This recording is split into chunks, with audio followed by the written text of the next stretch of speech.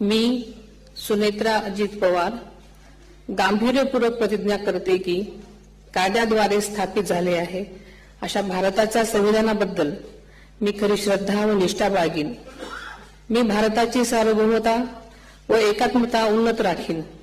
मी महाराष्ट्र राज्याची उपमुख्यमंत्री म्हणून माझी कामे निष्ठापूर्वक व ससद विवेक बुद्धीने पार पाडेन आणि संविधान व कायदा यानुसार सर्व तऱ्हेच्या लोकांना मी गांभीर्यपणे व निपक्षपातीपणे तसेच कोणाच्याही विषयी ममत्वभाव किंवा आकस न बाळगता न्याय वागणूक देईन।